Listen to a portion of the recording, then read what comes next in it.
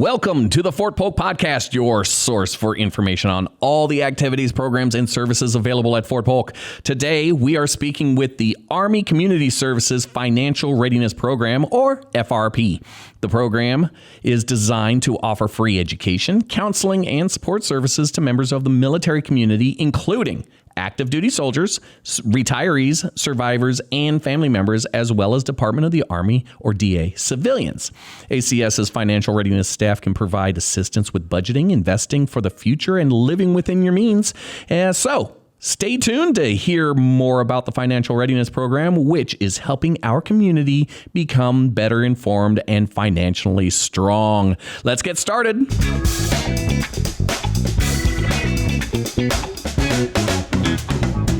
Good morning, good afternoon, good evening, whenever you are listening to this podcast. I am Jeff England with the Fort Polk Public Affairs Office, and this is the Fort Polk Podcast. Today, we have in with me Sandra Keel from the Family Readiness Program, Financial Readiness Program. FRP is, family and financial. It messes me up all day. But anyway, thanks for coming in. Yes. Sandra. Thank you so much. Thank you for having me. Well, no, it's awesome that you showed up, and you showed up on time, and it caught me off guard. I was still trying to get things together, and I've got so much stuff to do. I mean, we are all so busy around here. Absolutely. But yet you still found time to make it on over here. I did. That's so sweet of you. Yeah. The Financial Readiness Program, also known as FRP, is here at ACS, and that's over on Belle Richard. People can come on over and check it out. And you guys offer all kinds of good stuff. Helping prepare for a future and get your budget under control and living within your means. And that's the biggest problem I see a lot with a bunch of soldiers out here is and I can't blame them, but the younger soldiers, it's their first job. They come out and they've got this income, and they really don't have any bills. So they go out and they buy the sport car that they always wanted. And then all of a sudden it's like, well, wait a minute. Yeah, I can afford the payment, but now I don't have enough for gas or insurance or going out, or they get in trouble, or, Right. And it's kind of finding a balance between the need versus the want. Yeah, that's the big one. My stepson says that all the I need this, I need that. It's like, no, you want that. You want it. Yeah. You don't need anything. You've got everything you need. I don't work for what I need. Exactly. I work for what I want. And I want a lot. Yes. And I still can't get any of it. Yeah. Now the only thing I want left is I want is to retire. I hear that. And I'm sure you can help me with that too. Yes. You can help people. Planning for retirement. Yes. Absolutely. When I was young, I remember a person came in talking about an IRA. Okay. And they were saying that if you were to put in the max allowed, which is like, I don't even know what it was back then, $2,800 or something like that. Annually? Yeah. It's like $200 a month. If you could afford $200 a month to put into an IRA starting at age 18, I could have been well over a millionaire by the time I retired. Yes. And it's like, oh my God, that would have been so awesome if I could have afforded $200 a month when I was 18 years old. Kind of the key is to kind of get them started in that habit of putting that money away before they create bills where they have to spend it. So those types of things. Yeah. The thing that I got now is probably one of the best things that the government does is allotments and automatic payments and stuff like that. So I don't even see half the money 90% of the money that I make. It's just, it's gone before I even see it. So I don't even miss it. But my bills are paid. Exactly. So all my bills are paid. And it's like, well, I got like $5 to spend this month. So maybe I can afford a Mountain Dew. I can't even afford to pay attention. Yeah. But I mean, we're really just about educating the new young soldiers. Like you said, it's like their first paycheck. They want to, it's burning that hole in their pocket. They want to go spend it, and finding ways to do a monthly budget so they can kind of see on paper where their money's going first, then they can figure out how much can I put into that savings or into that investment for retirement. So that's been very helpful. And you guys offer like classes or one-on-one counseling or? We do both. You do both? Yes. If only you had a QR code that I could just scan right onto my phone. That would be so nice. It's kind of hard to scan it on a podcast. It's like... Right. But we do have a website. Oh, what's your website? MWR? Fort Polk MWR. Ah, look at that. See, I Googled. I mean, I knew it was a trick question. I knew the answer to that. Yeah. But I Googled Fort Polk Financial Readiness Program, and it popped right up. It was like the first spot right there. It's like, oh, look at that. Yep. It's right there. Cool. Cool. Kewl. Cool. Cute. Yeah, they pick you. Pick you. So you've got classes. Now, some of these classes will have already surpassed. I mean, we're at the end of April, beginning of May, and this will probably be out in May. So you have some classes coming up. I know you do have. I know you have a class that just happened in April, and it's going to happen again in October. And I believe that is that the TSP? No, I think it's the continuation pay. Yes. Yeah, the continuation pay. That's going to be coming up in October. What class? What does that do? What continuation pay? So continuation pay is basically it's an incentive for those who want to stay longer in service. Oh, a reenlistment bonus. Exactly. Oh, then why not just say reenlistment bonus? This is what they're calling it nowadays. Continue. That's like calling the chow hall a DFAC, but now it's a restaurant. Like what? Restaurant? Yeah. Okay. Yeah. So it's good incentive. Come to the class, see what it's about. I was supposed to get an enlistment bonus. That I never got it. I was so mad. I maybe got half of it. I was so mad. It's like, wait a minute. Yeah, it's a little bit of a bummer. Yeah, it was a bummer. Yeah. But yeah, people should absolutely. I am 100% on people staying in and making a career out of this. The life as a civilian is not as green as you might think. It's not greener on the other side of the fence. Right. So it's like, yeah, you got the when you're in the military, you've got all of these programs to help. You've got like the whole community to help. You got a nice steady job, of income, and you go out on the outside, and you don't have these things. And if you did find a financial readiness program or a budget counselor or anything like that, you're going to have to pay for that too. Right. But yeah, we have a lot of services here. ACS does a lot for us. Absolutely. Here on Fort Polk, and this is just one of the many perks of being in. So that continuation pay is well worth checking it out. And a lot of people don't realize that there's like proper channels and paperwork that has to be done. It doesn't just automatically happen. Yeah, tell me about it. So what would the let's see, what the continuation pay class, is that a class or just a briefing? It's a class. It's a class. So what do you learn in the class, other than like paperwork and progress and stuff? So you'd learn who's available or who gets the bonuses or continuation pay. It's just more about how the process works, where to go, the resources, how to calculate it, all those type of things. Ah, nice. What are some, and that's just one of the many classes that you have. So absolutely. what other classes do you have? Now you do have, so people out there, if there are flyers and signs and stuff around that you'll find, and one of the best ways to get to the website and get to all this information that you need is the QR code. And you do have the QR code. If you can't find it, just go on over to the ACS and ask them. They'll tell you where to go, or at least let you scan the QR code and go in, go out, get in, get out, and go to lunch. Exactly. Yeah. It's real easy. It's simple.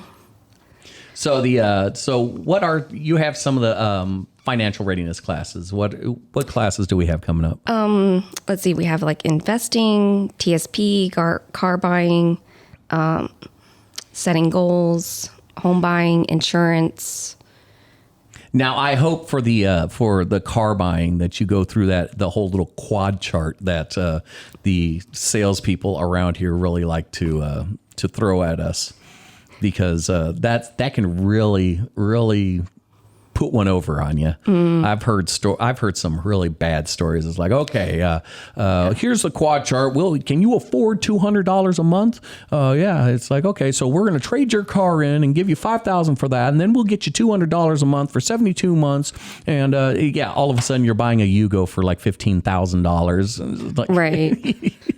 So the car buying class is definitely well worth it. Get pre-approved before you go. Yeah, shopping. and don't let them finance you. You do it yourself. Absolutely. Yeah, there's a lot of opportunities for the military also when it comes to banking. It's we've got a bunch of services that are available. The USAA and the Barksdale and the Navy and all the credit unions and all the banks around here. It's like we've got plenty of there's some institutions versatility to help. And if they like the brick and mortar, that's You've available. got those available here, and then you got the other ones. And so you said the investing class. That has always been an interest of mine. I like investing when I can and doing it properly. Right. The TSP is investing, but knowing what to put your TSP in and moving it around when needed. I could have saved a lot of my savings or my TSP if I would have foresaw the coming crash and just moved my funds around. Right. But the year after that, if you notice, it jump bounced up. back a little bit. Yeah. So it will come back. So I mean, I've got it diversified enough to where it'll grow back by the time I retire. Are you talking about 2008? Oh gosh, I wish. I wish I could have retired in 2008, but I know you're talking about the crash. 2008. No.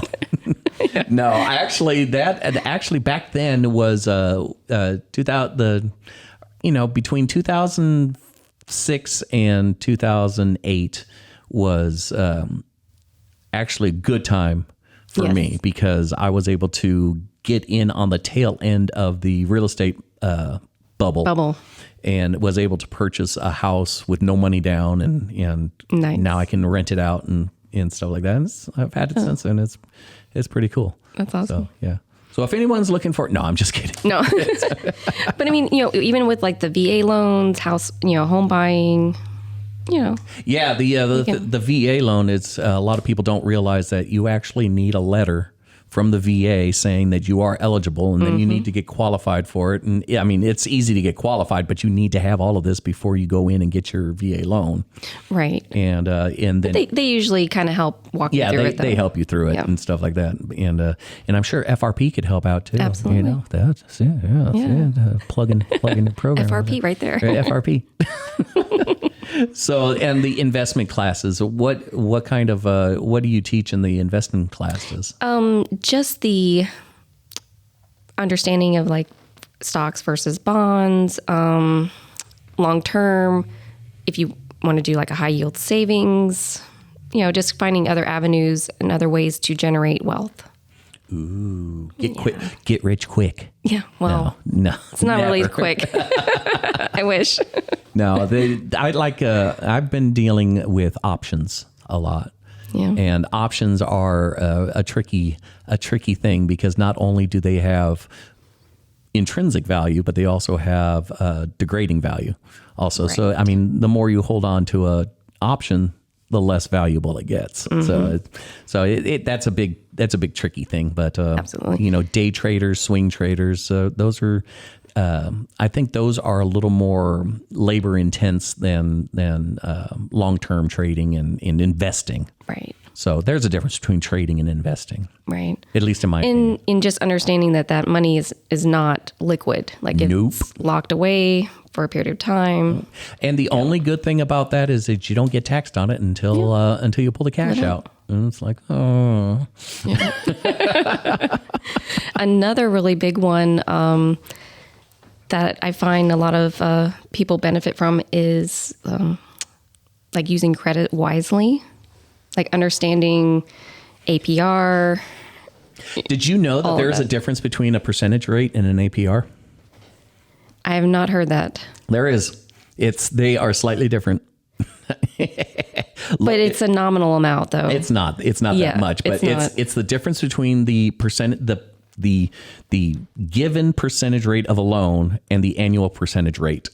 It's slightly different. But I learned that the hard way too. Yeah. It's like, wait a minute, I thought this was this. Yeah, because I've seen them and it's like a very nominal difference. Yeah, it's a couple like points something. Yeah, like less than 1%. Yes. Yeah. But amortization, do you teach amortization on loans?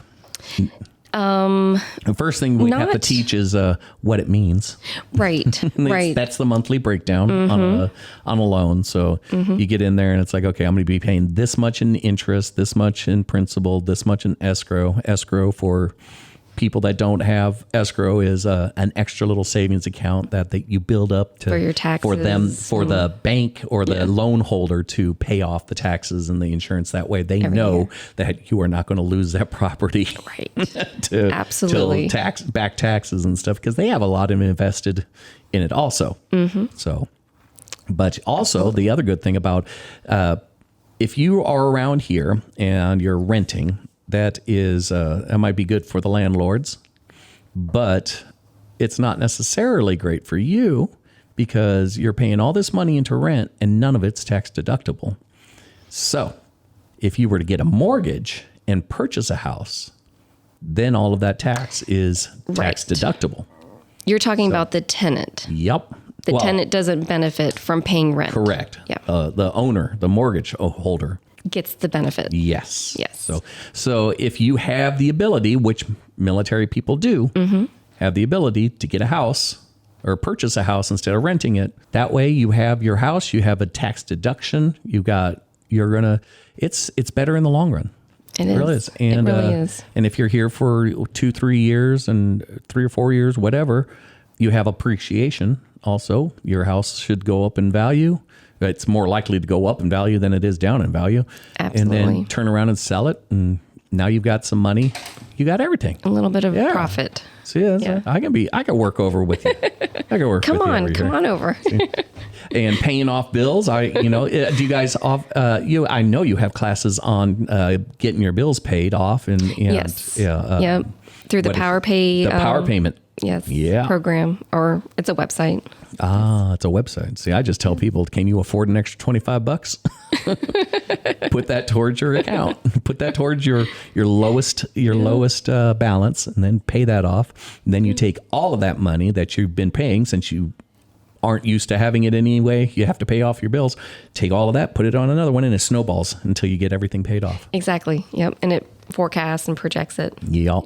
And that's where the amortization comes in. Yep. I have a spreadsheet that I do loans on, and I keep track of everything. And I can tell you, if I paid this much a month on it, I know I could tell you exactly when it's going to be paid off. And I could tell you exactly how much my balance is on all of my loans and all that stuff. It's like, that's the best way to do it. Yeah, it's a good way to keep track of where your money is and how much money you're spending and how much you're going to save if you pay it off quickly as opposed to spending. Like if you make that extra payment a year, how that's going to adjust and affect the timeline. Because it's or bi-monthly payments. Because it's not just paying down the balance; it's also paying down the interest that you're going to be charged on that balance. Absolutely. So, and every penny counts, especially when you're not making that much. Oh yeah. I remember being brand new to the military, not making squat for income.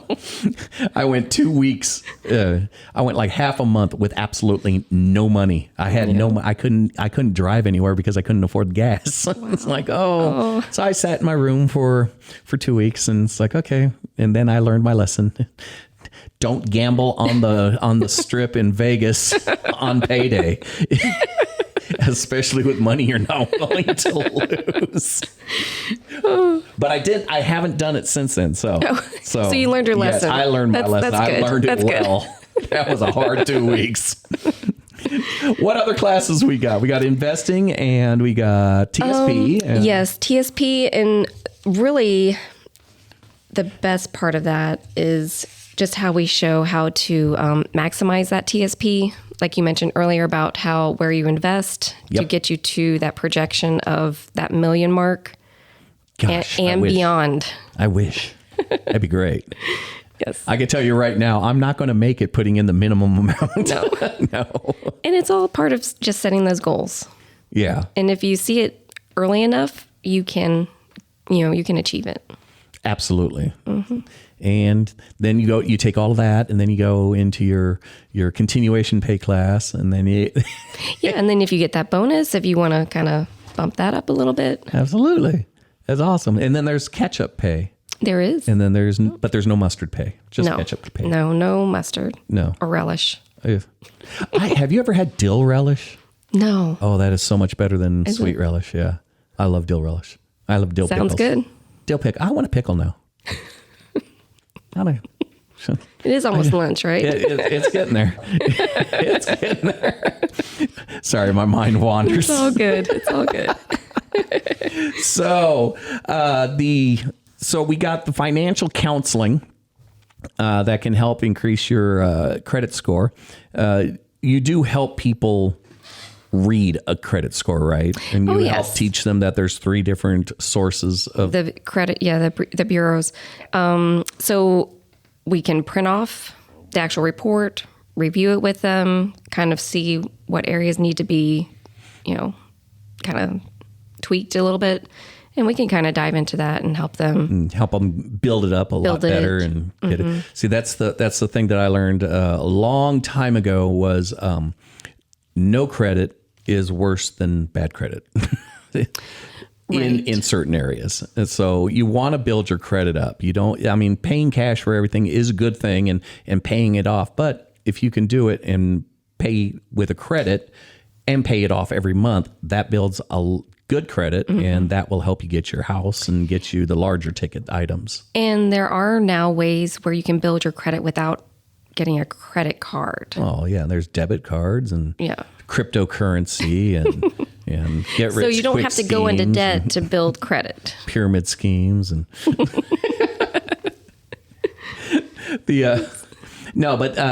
and you teach how to do that and stuff. Yes. And so if somebody has bad credit or less than good credit, well, I'll just say that because people with horrible credit, I don't think they're going to be in the military. It's one of the things. It's called responsibility. Just make sure that you take care of your stuff. We want responsible people. Absolutely. And we want to help people be responsible. Right. That's what FRP is all about. Yeah, we're a preventative service, so it's like we're there to educate and prepare them for the future. I am keeping track of all kinds of things around here. It sounds like it. It is. So don't mind me. Don't mind the man behind the curtain. So credit scores. What is the max credit score? The max that you could possibly have? I believe it's like 850. Yeah, I was going to say, I know it's not 9, so it's in between that. No, yeah, I think it's 850. Yeah. Anything above 750 is going to be really good credit. Yes. And that's where you want anything above 7. 7 will help. 750. Once you hit 750, they don't even care anymore. It's like, okay. Yeah, you're good to go anyway, any direction. Yeah. Yeah. And just don't miss your payments. Yeah. Oops. Sorry. That's the biggest percentage of what they gauge your score off of is your payment history. And then next is the capacity. So anything over 30% of capacity. That's called a debt to income ratio. Absolutely. Yeah. So you want to stay below that 30% threshold. 30%. So if your card's maxed out and it's rolling over. That's a bad thing. Yep. That's going to hurt your score. It brings your score down. Now you're at 600. Yep. And then you're at 450. And you're at 350. Then they're knocking on your door saying, "What are you doing?" Right. Because it ain't paying your bills. And then you've got, so FRP, you've got credit scores, and how to manage and increase and keep and sustain a good credit score. You've got how to eliminate your debt. And that's you have several different ways to help eliminate debt. Yes. And I think number one is stop spending so much. Yeah. I think that's step number one. Right. Learn your limits. I can't afford $100, so I'm not going to go out and spend $500. Or, you have that budget, create that budget, and stay within that limit. Exactly. And then we've got as best as you can. Maximizing the TSP. That's always a good one because I know that government bonds, the G funds. Yeah, the G and the F. Yeah, the G funds is very stable. Right. But you're only earning 2%. Correct. So that's over the course of like 10 years. Yeah. So it's not risky at all. You will have that money no matter how the market does, but you won't necessarily make enough for retirement. No. So you got to look into the C funds and which is the stocks, and then you've got the F funds. Yeah, the C, S, and I as the international funds, and the C and the I are the highest yielding, but they're also the highest volatility and the highest risk. Yes. So you have to balance your risk with what you're comfortable with. Exactly. So I mean, if you're only comfortable with G funds, then you're not really going to have a good outcome. So you teach people how to look at it and how to project it. And you don't have to put everything into one. I mean, you can split it up. CSI, you can go to Miami or yeah, CFISG. Yeah. LMNOP. Yeah, G and F are the bonds, and then the C, S, and I are the stocks. Nice. Yeah. Yes, but then with TSP, you have the life cycle, the L. Life cycle. Yeah. So, yeah, diversify. And if one goes down, another will cover it a little bit, and, then they'll bounce back. Right. Especially for long term. And a TSP, for those that don't know, which is a thrift savings program, is a lot like a 401k. Absolutely. In the civilian world. And the good thing is, the old retirement system in the military was 20 years, you get your retirement. If you spend 19 years and get out, you lose that 20-year retirement. TSP, you build up over the lifetime of while you're in, and when you leave, you get to take that TSP with you. So if you're in for 5 years, you take that TSP with you when you go. Oh, you mean like you roll it over? Yes. Into your civilian? Yes, you take it with you, you switch it over to your 401k, and now you haven't lost that 5 years or that time that you had in the service, whereas the time in the service beforehand, it was all or nothing. Oh, I did not know that. It was 20 years or nothing. Wow. So that was kind of probably a way for them to keep people in longer, maybe? They just switched it over, I think around 2018, 2019 timeframe is when they started switching it over. I was on the old system with you were in for 20 years or you didn't get a retirement. And then they switched over to TSP and they said, okay, now with this, it's kind of like the other or the civilian retirement. So now you put into your TSP, and if you leave early before the 20 years, then you go on. You can roll it over to your 401k or take it with you and have it grow that way. Right. Yeah, so it's a good system for. But now, and then 59.5 is when you can take it out without penalties or. I believe so. Additional taxes. Yeah, I don't know the exact date of pulling it out. Or getting your money. Yeah, that's what it is now. 59.5 is the magic number. Yeah. Or age. Yeah. See, and I kind of like the 20-year one because 20 years, yeah. I put in my 20 years. Mm-hmm. You did your 20 and then you get your 50. No, No. National Guard doesn't work that way. Oh, See, okay. I did National Guard. active duty and National Guard because I got out because I was stupid. I had grass is greener syndrome and thought I would have a great job and lined up and be a civilian. Spent 3 years trying to get back in. And they want to take me back. So I joined the National Guard because I didn't want to lose that 20-year retirement. Yeah, So I absolutely. spent the rest of my time. So now I'm in what's called a gray area. And gray area is the time I retire, they put you into retired reserves. And that's just where we sit until we're 60 years old. And then we get to collect all of the benefits of retirement. And it's not even the 50%. It's based on how many points or how many days you served. And each day is 1 point. So they calculated it totally different. Yeah. So it's like in active duty, you get a point a day. And you are in 7 days a week. Well, in the National Guard or in the reserves, you are in 1 weekend a month, 2 weeks a year. So 1 weekend a month, they gave in and said, okay, we'll give you 2 points per day for your weekends. So that's 4 points a month. So that's 4 days. And then your 2 weeks counts as 1 day for 1 point 1 day. Per day. So if you were to serve the entire year, every day, that would be 365 points, just like active duty.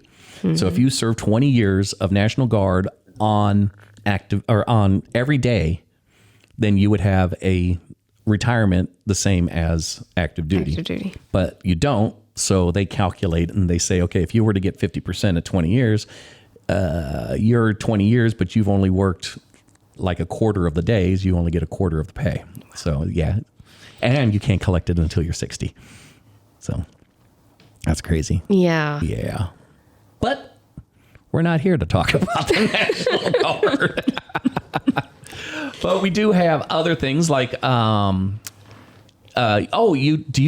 guys offer more than just classes over at ACS. You offer them at people's units too. Absolutely. So yes.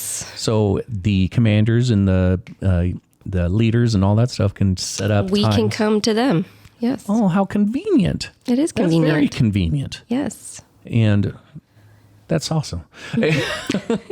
So now you don't even have to worry about finding time. You can have like a training session with the unit on a training day or something. Exactly. And Like an org day out at Alligator Lake at their headquarters. Toledo Bend. Let's go to Toledo Bend. Yeah, Toledo we're, Bend. We're going to have a family financial readiness class at the bounce Toledo house. Bend. We'll be out on the pontoon boat. Yes, on the boat. Don't forget to invest. But and you guys also take care of the Army Emergency Relief, don't you? So yes, they are a part of the financial readiness program. Yes. Sweet. Yep, and they have their campaign going on right now. Yeah, we've raised some money. Yeah. We have raised some money, and if people are interested in knowing how much we've raised, it's up on the marquee, the main marquee right there on Entrance Road, in between Catfish Cove and the golf course. Every week it's updated to say how much they've raised for that week. So far. And ARP or the AER also helps with loans. This is just like in case of an emergency or something that comes up. You got loans and relief and some help. Right. Stuff. Yeah. They cover multiple things. Yes. Emergency travel, just in case like there's a death in the family or something. You need airline tickets out to Hawaii, even though they're in Oklahoma. And no, I'm kidding. But now there's multiple ways to request this assistance as well. I mean, we have our 2 loan officers at ACS, but you can go to your company commander or first sergeant through the Quick Assist program and calling the Red Cross. You can call straight to the Red Cross. So if you're nowhere near an installation, you can access it that way. Like if you're traveling, if you're on vacation. I'm driving back and I ran out of gas. Exactly. And you don't have any money to get back. Help. So, okay. So here's a couple of things that they've got is, the emergency travel, food, vehicle insurance, monthly payment and repair, payment of rent, mortgages, utilities, initial rent and deposit, payment of the rent mortgage, PCS move travel expenses, non-receipt of pay. These are just some of the things that AER can help with. And you don't want to make, it's not like for people that have a habit of doing this. This is for actual real emergencies. And, but you can't go in to AER to get stuff like, to get married or divorced or something. Or if you, well, I mean, it does cover legal fees, so it just depends. Sometimes. Yeah. Sometimes. You'd have to go in and get counseled and see, okay, well, all right, we'll help you out. Right. But we're not going to help you out with an NSF, which is a non-sufficient funds. No. I've never understood that. Why does banks, they look at you, it's like, you don't have enough money. We're going to charge you more. It's like, wait a minute. Come on. I don't have the money. Yep. Go ahead, take it. All those fees. I ain't got it. All those fees. So we talked about several classes. What other classes you got in there? Mm-hmm. You've got home buying classes, and you've got eliminating your debt classes, and you've got advanced banking. Ooh, what's advanced banking? Advanced banking. What does that include? What's that? It's just really kind of building on the fundamentals of just how to balance a checks. Do people like just the actually basics. write checks anymore? I mean, I see them. I've seen them. Oh, I can't. Yeah. I don't even know if people know how to sign their names, especially anymore. Here in Leesville. I do see a lot of businesses that still. I like going up to I like waiting in line at the grocery store. And then as soon as they tell me how much, it's like, okay, who do I make the check out to? Half the people are too young to understand what that joke is. Right. Others is like, come on. Should have had that written out before. How about the... No, we do also have the financial literacy. And those are actually they're kind of like the milestones.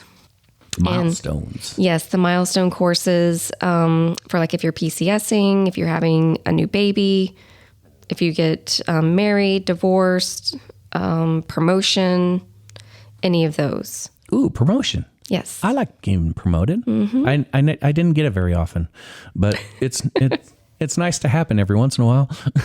Yep. So what would that consist of? I mean, why would anybody need to worry about getting promoted financially? So it's basically... It usually helps, doesn't it? Just to kind of give some perspective on what they could potentially do with that money. Ooh, I don't need no help telling me how to spend my money. I'll spend my money at any chance. I could spend it before I got it. Just planning for the future. Planning for the future. Yeah. Yeah. Being responsible. Yeah. I got promoted. Yeah. Oh, how did I lose all my money again? Right. There I am in Vegas again. And those are all offered on the Army Family Web Portal website, and we have a QR code to give you access to that as well. Oh, QR codes. Yeah. You know, I might have to do something with those QR codes, and we'll have to just send people over to ACS. That's building 920. 920. Look at that. I know my building numbers. Absolutely. I know my addresses. Yep. 1591 Bell Richard Avenue. It's Bell Richard. Bell Richard. Yes. Is that how y'all it is? That y'all is pronounce it down here? That is how it's pronounced. Bell Richard. Bell Richard would be in Massachusetts or something. Okay. Nah, that'd be Bell Richard. Up north. Yeah, Bell Richard. Yeah. It's Bell Richard. Bell Richard around here. What other classes? We got TSP, BRS. Yep, for the blended retirement. And that's the new one. Mm-hmm. That's the one we were talking about earlier. Correct. And, SRP. And you've got car buying, which is, we talked about that a little bit. Yes. And we got some student loans. Mm-hmm. Now, the good things about student loans is most of them are government now. Make sure that they are are consolidated into a government loan. And then you can possibly, if you can qualify, if you get the right job, have them written off after 10 years. If you have a public service job. Position. Yes, okay. That would be a GS position. If you have a GS position and a student loan, and it's government funded, not a private fund or privately funded loan, like Fannie Mae and stuff like that. It would Okay. have to be a government loan. Right. Government student loan. After 10 years, you can apply to have it written off Very cool. and be all paid off. And That's a really good incentive. it's a good thing to have, or a good thing to know. Also, teachers. If you're a teacher, that they qualify for a similar program, and if it's under a certain amount, it's like 3 or 4 years, and if it's over a certain amount, it's like 10 years. Okay. But either way, it's written off. And if you have a PhD, and that's a big student loan. Yes. So after 10 years, you'll still be paying on it. I mean, I paid on mine for 20 plus years, and finally got it taken care of. So now I don't have a student loan anymore. Awesome. Now I'm just too old to even care about getting another student loan. Right. I don't want a student loan anymore. Just enjoy life a little bit. Yeah, let me go fishing. Breathe. I want to go fishing. So that's another thing. You can help me earn enough money to go fishing There you go. for life. For life. Go out and get a boat. Maybe pay for that boat. Yeah, get a boat and go out and just go on the pro fishing circuit. Like, are you good enough to be a pro fisherman? No, but I've seen a couple shows. Yeah. Wicked tuna. I can go out to Worcester. And go out some wicked tuna. Well, they have all these competitions out here now. Oh, absolutely. Yeah. Toledo Bend. Toledo. More MWR stuff. Yes. MWR is just everywhere. They are. They're everywhere. They're awesome here. Yeah, they are. And then we got Salute to the Troops coming up too. Exactly. The 20th, right? I think. Yep. I don't know. I think I'll be out of town. Okay. Yeah. You missed that one. I'm going fishing. So what other stuff do we have? I mean, FRP is a whole family readiness program kind of thing over there. It is. So we got all the classes. Yeah. In addition to the classes, individual counseling, couples, families. Basically anything to do with spending money or saving money or being responsible. Right. And you're there to help. Right. And they can call you over at ACS Building 920 on Belle Richard. It's next to the little hobby shop thingy. Yes. The craft shop. The craft shop. Yeah. The phone numbers. You got phone numbers over there? I do. 531. 531 1957 or 1958. Oh, that's a Chubby Checkers time frame. 1957, 1958. Before my time. Happy Days. Happy Days time Oh, frame. yeah, I remember Happy Days. Happy Days.